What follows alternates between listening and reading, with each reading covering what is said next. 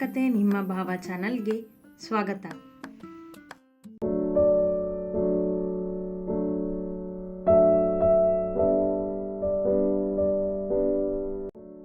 ಆಫೀಸಿಗೆ ತಡವಾಗಿ ಹೋಗಿದ್ದರಿಂದ ಮಧ್ಯಾಹ್ನ ಊಟಕ್ಕೆ ಭಾರ್ಗವ್ ಮನೆಗೆ ಬಂದಿರಲಿಲ್ಲ. ಶರಾವತಿ, ಆಯುಷ್ ಬಂದು ಊಟ ಮಾಡಿ ಹೊರಟು ಹೋಗಿದ್ದರು. ಆದರೆ ಅಮೃತ ಆಶ್ರಮದಲ್ಲಿ ಏನೋ ಕಾರ್ಯಕ್ರಮ ಇದೆ ಎಂದು ತಯಾರಾಗಿ ಆಶ್ರಮಕ್ಕೆ ಹೊರಟಿದ್ದಳು. ಆಶ್ರಮದ ಮೇಲ್ವಿಚಾರಕಿ ವೀಣಮ್ಮ ಅವಳಿಗೆ ಬರಲು ಹೇಳಿದ್ದರು. ತಾನೊಬ್ಬಳೇ ಹೋಗದೆ ಪೂರ್ಣ ಕೂಡ ಜೊತೆಗೆ ಬರಲೆಂದು ಅವಳನ್ನು ಕರೆದುಕೊಂಡು ಹೊರಟಿದ್ದಳು. ಇದರಲ್ಲಿ ಕೆಟ್ಟ ಉದ್ದೇಶವೇನೂ ಇರಲಿಲ್ಲ ಅವಳದ್ದು. ಭಾರ್ಗವನ ಮೇಲಿನ ಕೋಪ ಬಿಟ್ಟರೆ ಒಳ್ಳೆಯ ಹುಡುಗಿಯೇ ಅವಳು. ಕೋಣೆಯಲ್ಲಿದ್ದ ಪೂರ್ಣ ಬೂದಿ ಬಣ್ಣದ ಚಂದದ ಸೀರೆಯಿಟ್ಟು ತಯಾರಾಗಿ ಫೋನಿನಲ್ಲಿ ಸೆಲ್ಫಿ ತೆಗೆದುಕೊಂಡು ಭಾರ್ಗವನ್ಗೆ ಕಳುಹಿಸಿ ಕರೆ ಮಾಡಿದಳು. ಅವ ರಿಸೀವ್ ಮಾಡುತ್ತಿದ್ದಂತೆ, ಏನು ಮಾಡ್ತಿದ್ದೀರಾ ಮೈಸೂರಿನದೊರೆ ಎಂದು ಕೇಳಿದಳು ಪ್ರೀತಿಯಿಂದ. ನೀನು ಯಾವ ಊರಿನ ರಾಜನೂ ಅಲ್ಲ ಎನ್ನುತ್ತಿದ್ದ ಹುಡುಗಿ ಈಗ ತಾನೇ ಅವನನ್ನು ಮೈಸೂರಿನ ದೊರೆ ಎಂದು ಕರೆಯುತ್ತಿದ್ದಳು. ಕೆಲಸ ಮಾಡದೆ ಏನು ಮಾಡಲಿ? ಕೇಳಿದವನ ಧ್ವನಿ ಮೆತ್ತಗಿತ್ತು. ಅಲ್ಲದೆ ಇದ್ದ ಮೀಟಿಂಗಿನ ತಯಾರಿಯಲ್ಲಿದ್ದ ಅವನ ಧ್ವನಿ ಕೇಳಿಯೇ ಗ್ರಹಿಸಿದ ಪೂರ್ಣ, ಭಾರ್ಗವ್, ನಿಮ್ಮ ಧ್ವನಿ ಯಾಕೆ ಒಂಥರ ಇದೆ? ಆರಾಮಾಗಿದ್ದೀರಾ ತಾನೇ ನೀವು? ಕೇಳಿದಳು ಆತಂಕದಲ್ಲೇ. ಹಾಂ, ಆರಾಮಾಗಿದ್ದೀನಿ. ಕಾಲ್ ಯಾಕೆ ಮಾಡಿದೀಯಾ ಹೇಳು, ನನಗೆ ತುಂಬ ಕೆಲಸ ಇದೆ ಎಂದವ ಸುಸ್ತಾಗಿದ್ದ. ಆದರೆ ಹೇಳಿಕೊಳ್ಳಲಿಲ್ಲ. ನಾನು ಅಮೃತ ಜೊತೆ ಆಶ್ರಮಕ್ಕೆ ಹೋಗ್ತಿದ್ದೀನಿ. ತಯಾರಾಗಿ ಪ್ರೀತಿಯಿಂದ ನಿಮಗೆ ಫೋಟೋ ಕಳಿಸಿದ್ದೆ, ಅದಕ್ಕೆ ಕಾಲ್ ಮಾಡಿದ್ದೆ ಎಂದಳು. ಅಷ್ಟೇನಾ? ಮನೆಗೆ ಬಂದ ಮೇಲೆ ಮಾತಾಡೋಣ, ನನಗೆ ಮೀಟಿಂಗ್ ಇದೆ ಎಂದವ ಕಾಲ್ ಕಟ್ ಮಾಡಿದ ಅವಸರದಲ್ಲಿ. ಯಾಕೋ ತುಂಬ ಸುಸ್ತಾಗಿರೋ ಥರ ಇದ್ದಾರಲ್ಲ, ಬೆಳಗ್ಗೆನೇ ಮೈಕೆ ನೋವು ಅಂತ ಹೇಳ್ತಿದ್ರು. ಮನೆಗೆ ಬಂದಮೇಲೆ ಮಾತ್ರೆ ತಗೊಳ್ಳೋದಕ್ಕೆ ಹೇಳಬೇಕು ಮೊದಲು ಎಂದುಕೊಂಡ ಪೂರ್ಣ ಕೋಣೆಯಿಂದ ಹೊರಬಂದು ಅಮೃತಾಳ ಕೋಣೆಗೆ ನಡೆದಳು. ಅವಳು ಸೀರೆ ಉಟ್ಟು ತಯಾರಾಗಿದ್ದಳು. ಇಬ್ಬರೂ ಮನೆಯಿಂದ ಹೊರಟಾಗ 4 ಗಂಟೆಯಾಗಿತ್ತು. ಆಶ್ರಮದಲ್ಲಿನ ಮಕ್ಕಳಿಗೆಂದು ಚಿಕ್ಕ ಮನೋರಂಜನಾ ಕಾರ್ಯಕ್ರಮ ಏರ್ಪಡಿಸಿದ್ದರು ವೀಣಮ್ಮ.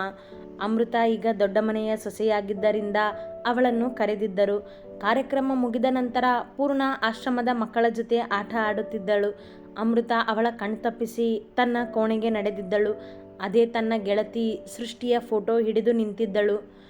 ಆ ಭಾರ್ಗವ್ ಶರ್ಮನ್ ಜೀವನ ನರಕ ಮಾಡೋದು ಹೇಗೆ ಅಂತಾನೆ ತಿಳಿತಿಲ್ಲ ಸೃಷ್ಟಿ ನನಗೆ. ಆದರೆ ನಾನು ಅವನನ್ನು ಸುಮ್ಮನೆ ಬಿಡೋದಿಲ್ಲ. ಅವನು ಮಾಡಿರೋ ಈ ಅನ್ಯಾಯಕ್ಕೆ ನಾನು ತಕ್ಕ ಶಿಕ್ಷೆ ಕೊಟ್ಟೇ ಕೊಡ್ತೀನಿ ಎಂದುಕೊಳ್ಳುತ್ತಾ ನಿಂತಿದ್ದವಳನ್ನು ಹುಡುಕಿ ಬಂದ ಪೂರ್ಣ ಬಾಗಿಲು ದೂಡಿ ಅಮೃತ ಎಂದು ಕರೆದಳು. ಅವಳ ಧ್ವನಿಗೆ ಹೆದರಿದ ಪೂರ್ಣ ತನ್ನ ಕೈಯಲ್ಲಿನ ಫೋಟೋ ಕೆಳಗೆ ಬಿಟ್ಟಳು.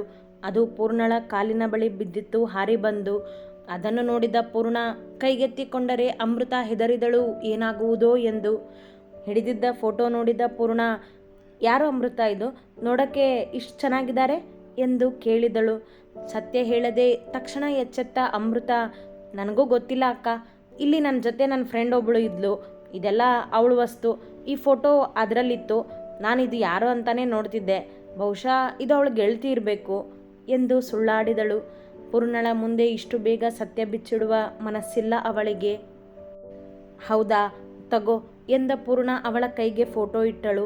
ಅಮೃತ ಅದನ್ನು ಬ್ಯಾಗಿನಲ್ಲಿ ತುರುಕಿ, ನಡೀರಿ ಅಕ್ಕ ಹೋಗೋಣ ಮನೆಗೆ, ಆಗಲೇ ಕತ್ಲಾಯಿತು, ಆಫೀಸ್ನಿಂದ ಎಲ್ಲರೂ ಬಂದಿರ್ತಾರೇನೋ ಎಂದ ಅಮೃತ ಕೋಣೆಯಿಂದ ಹೊರಬಂದಳು. ಅವಳು ಹೇಳಿದ್ದ ಸುಳ್ಳನ್ನು ನಂಬಿ ಅವಳ ಜೊತೆಯೇ ಬಂದ ಪೂರ್ಣಳಿಗೆ ಗೊತ್ತಿಲ್ಲ ಆ ಫೋಟೋದಲ್ಲಿದ್ದ ಹುಡುಗಿಯ ಜೀವನಕ್ಕೆ ತನ್ನ ಗಂಡ ಭಾರ್ಗವ್ ಅಚಾನಕ್ಕಾಗಿ ಕಾಲಿಟ್ಟಿದ್ದರಿಂದಲೇ ಅವಳ ಆಯಸ್ಸು ಮುಗಿದಿತ್ತೆಂದು. ಅರ್ಧ ಗಂಟೆಯಲ್ಲಿ ಇಬ್ಬರೂ ಮನೆ ತಲುಪಿದ್ದರು. ಕಾರಿನಿಂದ ಇಳಿದ ಪೂರ್ಣ ಭಾರ್ಗವ್ನ ಕಾರ್ ನೋಡಿ, ನಿಮ್ಮ ಭಾವ ಆಗಲೇ ಬಂದಿದ್ದಾರೆ, ಅತ್ತೆ ಆಯುಷ್ ಇನ್ನೂ ಬಂದಿಲ್ಲ ಅನಿಸುತ್ತೆ ಎಂದು ಮನೆಯ ಒಳನಡೆದಳು. ಚಿನ್ನ, ಭಾರ್ಗವ್ ಬಂದು ತುಂಬ ಹೊತ್ತಾಯ್ತಾ? ಟೀ ಕೊಟ್ಟಿದ್ದೀಯಾ ಅವರಿಗೆ ಎಂದು ವಿಚಾರಿಸಿದಳು ಚಿನ್ನ ಇದ್ದಲ್ಲಿ ಬಂದು. ಇಲ್ಲ ಮೇಡಮ್, ಅಣ್ಣ ಬಂದು ತುಂಬ ಹೊತ್ತಾಯಿತು. ಟೀ ಕಾಫಿ ಕೇಳಿದೆ, ಏನು ಬೇಡ ಅಂತ ಕೋಣೆಗೆ ಹೋದರು ಎಂದ ಚಿನ್ನ. ಭಾರ್ಗವ್ ಮನೆಗೆ ಬಂದು ಆಗಲೇ ಗಂಟೆಯಾಗಿತ್ತು. ಹೌದಾ, ಬಂದು ತುಂಬ ಹೊತ್ತಾದರೂ ನನಗೆ ಕಾಲ್ ಮಾಡಿಲ್ವಲ್ಲ ಇವರು ಎಂದುಕೊಂಡವಳು ಕೋಣೆಯ ಮೆಟ್ಟಿಲು ಹತ್ತಿದಳು. ಅಮೃತ ಅಲ್ಲಿಯೇ ಸೋಫಾದಲ್ಲಿ ಕುಳಿತಳು. ಕೋಣೆಗೆ ಬಂದ ಪೂರ್ಣ ಮಂಚದಲ್ಲಿ ಮಲಗಿದ್ದ ಭಾರ್ಗವ್ನನ್ನು ಕಂಡು, ಭಾರ್ಗವ್, ಮತ್ತೆ ಮಲಗಿದಿರಾ? ಅದೆಷ್ಟು ನಿದ್ದೆ ಇದೆ ನಿಮಗಿವತ್ತು ಎನ್ನುತ್ತಾ ಅವನ ಬಳಿ ಬಂದವಳು ಅವನ ಕೈ ಹಿಡಿದಳು. ಏಕೋ ಬಿಸಿ ಎನ್ನಿಸಿತು. ಆತಂಕಗೊಂಡು ಅವನ ಬಳಿ ಕುಳಿತು, ಭಾರ್ಗವ್ ಎನ್ನುತ್ತಾ ಅವನ ಹಣೆ ಮುಟ್ಟಿ ನೋಡಿದಳು. ಕೆಂಡದಂತೆ ಸುಡುತ್ತಿತ್ತು ಅವನ ಮೈಯೆಲ್ಲ. ಅವ ಕಣ್ಮುಚ್ಚಿದ್ದ. ನಿಮಗೆ ಜ್ವರ ಬಂದಿದೆ ಭಾರ್ಗವ್, ಭಾರ್ಗವ್ ಎಂದು ಎಚ್ಚರಿಸಿದಳು. ಮತ್ತೆ ಅವನನ್ನು ಕೂಗಿ, ತುಂಬ ಸುಸ್ತಾಗಿದೆ ಪೂರ್ಣ, ಮಲ್ಗೋದಕ್ಕೆ ಬಿಡು ಎಂದನವ ಮೆತ್ತಗೆ ಕಣ್ತೆರೆಯದೆ. ಜ್ವರ ಬಂದಿದೆ ನಿಮಗೆ, ಬನ್ನಿ ಆಸ್ಪತ್ರೆಗೆ ಹೋಗೋಣ ಎಂದಳು ಆತಂಕದಲ್ಲಿ. ಬೇಡ, ಸ್ವಲ್ಪ ಹೊತ್ತು ಮಲಗ್ತೀನಿ ಎಂದ ಭಾರ್ಗವ್ ಅವಳಿಂದ ಸರಿದು ಮಲಗಿದ. ಇಲ್ಲ, ಜ್ವರ ತುಂಬ ಇದೆ, ಡಾಕ್ಟರ್ನೇ ಮನೆಗೆ ಕರೆಸ್ತೀನಿ ಎಂದು ಫೋನ್ ಹಿಡಿದು ಮೊದಲು ಆಯುಷ್ಗೆ ಕರೆ ಮಾಡಿದಳು. ಹೇಳಿ ಪೂರ್ಣ ಎಂದ ಆಯುಷ್ ಕಾಲ್ ರಿಸೀವ್ ಮಾಡಿ. ಆಯುಷ್, ಎಲ್ಲಿದ್ದೀರಾ ನೀವು? ಡಾಕ್ಟರ್ಗೆ ಕಾಲ್ ಮಾಡಿ ಮನೆಗೆ ಬರೋದಕ್ಕೆ ಹೇಳ್ತೀರಾ ಎಂದಳು. ನಾನು ಅಮ್ಮ ಮನೆಗೆ ಬರ್ತಿದ್ದೀವಿ ಪೂರ್ಣ. ಡಾಕ್ಟರ್ ಯಾಕೆ? ಯಾರಿಗೇನಾಯಿತು? ಅಣ್ಣ ಹುಷಾರಾಗಿದ್ದಾನೆ ತಾನೆ? ತಕ್ಷಣ ಕೇಳಿದ ಆಯು. ಅವರಿಬ್ಬರು ಅವಳಿ ಜವಳಿ ಆಗಿದ್ದರಿಂದ ಒಬ್ಬರ ಸಂಕಟ ಮತ್ತೊಬ್ಬರು ಬೇಗ ಅರಿಯುತ್ತಿದ್ದರು. ಅದರಲ್ಲೂ ಆಯುಷ್ ಬೆಳಗಿನಿಂದ ಅವನನ್ನು ಕಂಡಿರಲಿಲ್ಲವಲ್ಲ. ಅವನ ಕರುಳು ಬೇಗ ಅರಿತಿತ್ತು ಅಣ್ಣನ ಸಂಕಟವನ್ನು. ಅವರಿಗೆ ತುಂಬ ಜ್ವರ ಬಂದಿದೆ ಆಯುಷ್, ಆಸ್ಪತ್ರೆಗೆ ಹೋಗೋಣ ಅಂದರೆ ಬೇಡ ಅಂತಿದ್ದಾರೆ. ಅದಕ್ಕೆ ಡಾಕ್ಟರ್ಗೆ ಮನೆಗೆ ಬರೋದಕ್ಕೆ ಹೇಳಿ, ಪ್ಲೀಸ್ ಬೇಗ ಬರೋದಕ್ಕೆ ಹೇಳಿ ಎಂದಳು ಗಾಬರಿಯಲ್ಲೇ. ಹೌದಾ, ಈಗ ಡಾಕ್ಟರ್ನ ಕರ್ಕೊಂಡೇ ಮನೆಗೆ ಬರ್ತೀವಿ ಪೂರ್ಣ. ನೀವು ಅಣ್ಣನ ಹತ್ರನೇ ಇರಿ, ಒದ್ದೆ ಬಟ್ಟೆ ಮಾಡಿ ಅವನ ಹಣೆ ಮೇಲೆ ಹಾಕಿ ಎಂದವನಿಗೆ ಭಾರ್ಗವನ ಕಾಳಜಿ ಮುಖ್ಯ. ಹಾಂ, ನೀವು ಬೇಗ ಬನ್ನಿ ಎಂದ ಪೂರ್ಣ ಭಾರ್ಗವನನ್ನೊಮ್ಮೆ ನೋಡಿ ಕೆಳಗೆ ನಡೆದಳು, ನೀರು ಮತ್ತೆ ಬಟ್ಟೆ ತರಲು. ಆಯುಷ್ ಹೇಳದಿದ್ದರೂ ಅವಳು ಅದನ್ನೇ ಮಾಡುತ್ತಿದ್ದಳು. ಇತ್ತ ಶರಾವತಿಯವರಿಗೆ ಸುದ್ದಿ ಹೇಳಿದ ಆಯುಷ್ ಡಾಕ್ಟರ್ಗೆ ಕರೆ ಮಾಡಿ ಅವರನ್ನು ಕರೆದುಕೊಂಡು ಬರಲು ನೇರವಾಗಿ ಆಸ್ಪತ್ರೆಗೆ ನಡೆದ. ಒದ್ದೆ ಬಟ್ಟೆಯನ್ನು ನೀರಿನಲ್ಲಿ ಅದ್ದಿ ಭಾರ್ಗವನ ಹಣೆಯ ಮೇಲೆ ಹಾಕುತ್ತಾ ಅವನ ಪಕ್ಕದಲ್ಲಿ ಕುಳಿತಿದ್ದ ಪೂರ್ಣಳಿಗೆ ತೀರದ ಸಂಕಟ ಅವನ ಮೊಗ ನೋಡಿ. ಬೆಳಗ್ಗೆ ನೋಡಿದ್ದಕ್ಕಿಂತ ಇನ್ನೂ ಹೆಚ್ಚು ಸುಸ್ತಾಗಿದ್ದ ಅವನ ಮೈ ಸುಡುವುದಲ್ಲದೆ ಮೈಕೈ ನೋವು ಹೆಚ್ಚಾಗಿತ್ತು. ಅಷ್ಟೊಂದು ಧೈರ್ಯದ ಹುಡುಗನಾದರೂ ಆರೋಗ್ಯದ ವಿಷಯದಲ್ಲಿ ಅತಿ ಸೂಕ್ಷ್ಮ ಅದೇ ಆಯುಷ್ ಗಟ್ಟಿ ಹುಡುಗ. ಹಿಂದಿನ ದಿನ ಹೆಚ್ಚು ಓಡಾಟದ ಸುಸ್ತಿನ ಜೊತೆ ಇದ್ದಕ್ಕಿದ್ದಂತೆ ಕಣ್ಮುಂದೆ ಬಂದವರ ಯೋಚನೆ ಹೆಚ್ಚಾಗಿ ಆರೋಗ್ಯ ಹದಗೆಟ್ಟಿತ್ತು ಭಾರ್ಗವನಿಗೆ. ಆಗಿದ್ದ ಸುಸ್ತಿಗೆ ಜ್ವರ ಕೂಡ ಬಂದಿತ್ತು. ಅವನನ್ನು ಆ ರೀತಿ ಕಂಡು ಪೂರ್ಣ ಸಂಕಟಪಟ್ಟರೆ ತನಗೆ ಸಂಬಂಧವೇ ಇಲ್ಲದವರಂತೆ ನೋಡುತ್ತಾ ನಿಂತಿದ್ದಳು ಅಮೃತ. ಬೆಳಗ್ಗೆನೆ ಸುಸ್ತು ಅಂತ ಹೇಳ್ತಿದ್ರು, ಆಗಲೇ ಮಾತ್ರೆ ಕೊಡಬೇಕಿತ್ತು ನಾನು ಎಂದಳು ಪೂರ್ಣ ಅಮೃತಾಳನ್ನು ನೋಡಿ. ಹಾಂ ಅಕ್ಕ ಎಂದಳಷ್ಟೇ. ಅದೇ ಸಮಯಕ್ಕೆ ಡಾಕ್ಟರನ್ನು ಕರೆದುಕೊಂಡು ಬಂದ ಆಯುಷ್ ಮೊದಲು ಓಡಿ ಬಂದಿದ್ದ ಭಾರ್ಗವನನ್ನು ಕಾಣಲು. ಅಣ್ಣ ಎಂದು ಮುಂದೆ ಬಂದವನೇ ಮಲಗಿದ್ದ ಭಾರ್ಗವನ ಇನ್ನೊಂದು ಪಕ್ಕದಲ್ಲಿ ಕುಳಿತು ಅವನ ಕೈ ಹಿಡಿದ. ಅವನ ಧ್ವನಿ ಕೇಳಿ ನಿಧಾನವಾಗಿ ಕಣ್ತೆರೆದ ಭಾರ್ಗವ್. ಏನೂ ಆಗಿಲ್ಲ ಆಯು ನನಗೆ ಎಂದ ಸಣ್ಣ ಧ್ವನಿಯಲ್ಲಿ. ತನಗೇನಾದರೂ ಆದರೆ ಅವನ ಆತಂಕ ಹೇಗೆಂದು ಅರಿತವನೇ ಅವನ ಕೊರಳು ಮುಟ್ಟಿ ನೋಡಿದ ಆಯುಷ್. ಮೈ ಸುಡ್ತಿದೆ, ಏನೂ ಆಗಿಲ್ಲ ಅಂತಿದ್ಯಾ ನೀನು ಎಂದ ಗಾಬರಿಯಿಂದ. ಶರಾವತಿ ಡಾಕ್ಟರ್ ಜೊತೆ ಒಳ ಬಂದರು. ಆಯುಷ್ ಎದ್ದು ನಿಂತ. ಡಾಕ್ಟರ್ ಭಾರ್ಗವನ ಪಕ್ಕದಲ್ಲಿ ಕುಳಿತರು ಅವನನ್ನು ಪರೀಕ್ಷಿಸಲು. ಶರಾವತಿಯವರು ಕೂಡ ಆತಂಕದಲ್ಲೇ ನಿಂತರು. ಡಾಕ್ಟರ್ ವಿಚಾರಿಸಿದಂತೆ ಪೂರ್ಣ ಎಲ್ಲ ಹೇಳಿದಳು. ಸುಸ್ತಿನಿಂದ ಮಲಗಿದ್ದ ಭಾರ್ಗವನನ್ನು ಪರೀಕ್ಷಿಸಿ, ಜ್ವರ ಇದೆ, ಹಾಗೆ ಸುಸ್ತಾಗಿದೆ, ಈಗ ಇಂಜೆಕ್ಷನ್ ಕೊಟ್ಟು ಮಾತ್ರೆ ಕೊಟ್ಟಿರ್ತೀನಿ, ನಾಳೆ ಬೆಳಗ್ಗೆವರೆಗೂ ಜ್ವರ ಕಡಿಮೆ ಆದರೆ ಸರಿ, ಇಲ್ದಿದ್ರೆ ಆಸ್ಪತ್ರೆಗೆ ಕರ್ಕೊಂಡು ಬನ್ನಿ ಎಂದು ಆಯುಷ್ನನ್ನು ನೋಡುತ್ತಾ ಹೇಳಿದರು ಡಾಕ್ಟರ್. ಇಂಜೆಕ್ಷನ್ ಏನೂ ಬೇಡ ಡಾಕ್ಟರ್, ಐ ಆಮ್ ಫೈನ್, ಮಾತ್ರೆ ಸಾಕು ಎಂದ ಭಾರ್ಗವ್. ಜ್ವರ ತುಂಬ ಇದೆ ಭಾರ್ಗವ್, ಇಂಜೆಕ್ಷನ್ ಇರಲಿ ಎಂದರು ಡಾಕ್ಟರ್ ಸಿರಿಂಜ್ ಹಿಡಿದು. ಅಣ್ಣ ಅವ್ರು ಹೇಳ್ತಿದ್ದಾರಲ್ಲ, ಏನೂ ಆಗೋದಿಲ್ಲ ಎಂದ ಆಯುಷ್ ಭಾರ್ಗವನ ಪಕ್ಕದಲ್ಲಿ ಕುಳಿತ. ಮೈಸೂರಿನ ದೊರೆಗೆ ಸಣ್ಣ ಸೂಜಿ ಎಂದರೆ ಭಯವೇ. ಇಂಜೆಕ್ಷನ್ ಬೇಡ ಅಮ್ಮ ಎಂದ ಮಗುವಂತೆ ಶರಾವತಿಯವರನ್ನು ನೋಡುತ್ತಾ. ಸಣ್ಣ ಇಂಜೆಕ್ಷನ್, ಅದು ಏನೂ ಆಗೋದಿಲ್ಲ, ಬೇಗ ಹುಷಾರಾಗ್ತೀಯಾ ಎಂದರು ಶರಾವತಿ.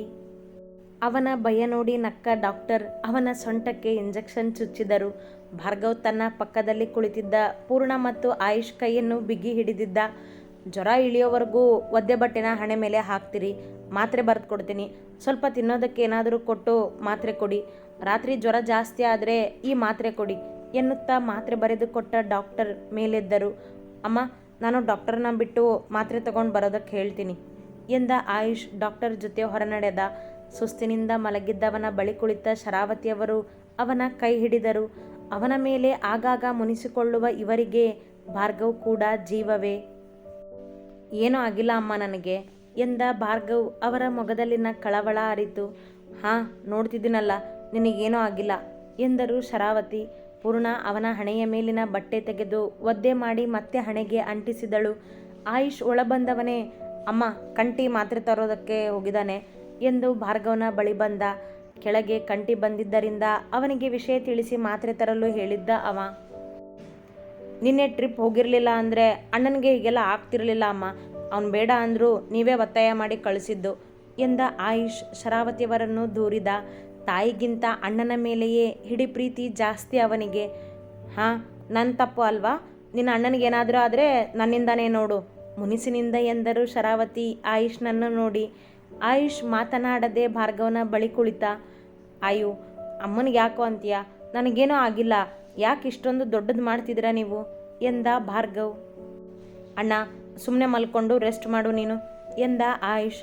ಇವರಿಗೆ ಅಣ್ಣ ಒಬ್ಬ ಇದ್ಬಿಟ್ರೆ ಸಾಕು, 3 ಹೊತ್ತು ಅಣ್ಣನ ಸೇವನೆ ಮಾಡ್ಕೊಂಡಿರ್ತಾರೆ ಮನದಲ್ಲೇ ಗೊಣಗಿಕೊಂಡಳು ಅಮೃತ. ಭಾರ್ಗವ್, ಏನಾದರೂ ಟೆನ್ಷನ್ ಮಾಡ್ಕೊಂಡಿದೀಯಾ ಕೇಳಿದರು ಶರಾವತಿ ಅವನನ್ನೇ ನೋಡುತ್ತಾ. ಹೀಗೆ ಬರೀ ಓಡಾಡಿದ್ದಕ್ಕೆ ಜ್ವರ ಬರುವುದಿಲ್ಲ ಅವನಿಗೆ, ಅಪರೂಪ ಜ್ವರ ಬರುವುದು. ಹಾಗಾಗಿ ಊಹಿಸಿ ಕೇಳಿದರಷ್ಟೇ. ಇಲ್ಲ ಅಮ್ಮ, ನನಗೆ ಯಾವ ಟೆನ್ಷನ್ ಇಲ್ಲ ಸುಳ್ಳಾಡಿದ ಭಾರ್ಗವ್ ಮನದಲ್ಲಿರುವುದನ್ನು ತೋರಿಸಿಕೊಳ್ಳದೆ. ಸರಿ, ರೆಸ್ಟ್ ಮಾಡು, ಚೆನ್ನಾಗಿ ಹೇಳಿ ತಿನ್ನೋದಕ್ಕೇನಾದರೂ ಮಾಡಿಸ್ತೀನಿ ಎಂದು ಮೇಲೆದ್ದವರು. ಅಮೃತ, ಎಲ್ರಿಗೂ ಟೀ ಮಾಡು, ಫ್ರೆಶ್ ಆಗಿ ಬರ್ತೀನಿ ಎನ್ನುತ್ತಾ ಹೊರ ನಡೆದರು. ಅವರ ಮಾತಿಗೆ ತಲೆ ಆಡಿಸಿ ಅಮೃತ ಕೆಳಗೆ ನಡೆದಳು. ಆಯು, ಇಷ್ಟೊಂದು ಟೆನ್ಷನ್ ತಗೋಬೇಡ, ಹೋಗು ಫ್ರೆಶ್ ಆಗು ನೀನು, ನಾನು ಸ್ವಲ್ಪ ಹೊತ್ತು ಮಲಗ್ತೀನಿ ಎಂದ ಭಾರ್ಗವ್ ಕಾಲಿನ ಬಳಿ ಕುಳಿತಿದ್ದ ಆಯುಷ್ನನ್ನು ಕಂಡು. ಕಂಠಿ ಮಾತ್ರೆ ತಗೊಂಡು ಬರ್ತಾನೆ ಅಣ್ಣ, ಸ್ವಲ್ಪ ಏನಾದರೂ ತಿಂದು ಮಾತ್ರೆ ತಗೊಂಡು ಮಲಗು, ನಾನು ಫ್ರೆಶ್ ಆಗಿ ಬರ್ತೀನಿ ಎಂದ ಆಯುಷ್ ಎದ್ದು ಹೋದ. ಸುಮ್ಮನೆ ಎಲ್ಲರನ್ನೂ ಗಾಬರಿ ಪಡಿಸ್ತೀಯ ನೀನು ಎಂದ ಭಾರ್ಗವ್ ಪಕ್ಕದಲ್ಲಿದ್ದ ಮಡದಿಯನ್ನು ನೋಡುತ್ತಾ. ನೀವು ಎಲ್ಲರನ್ನೂ ಗಾಬರಿ ಪಡಿಸೋದು ಎಂದವಳು ಅವನನ್ನೇ ನೋಡುತ್ತಾ ಉಳಿದಳು. ಅವ ಕಣ್ಮುಚ್ಚಿದ ತುಸು ಹೊತ್ತು. ಅತಿ ಹೆಚ್ಚಿನ ಕಥೆಗಳಿಗಾಗಿ ಹಿಂಬಾಲಿಸಿ ಪ್ರತಿಲಿಪಿ ಆ್ಯಪ್ನಲ್ಲಿ ಪ್ರತಿಮಾ SH ಅವರನ್ನು.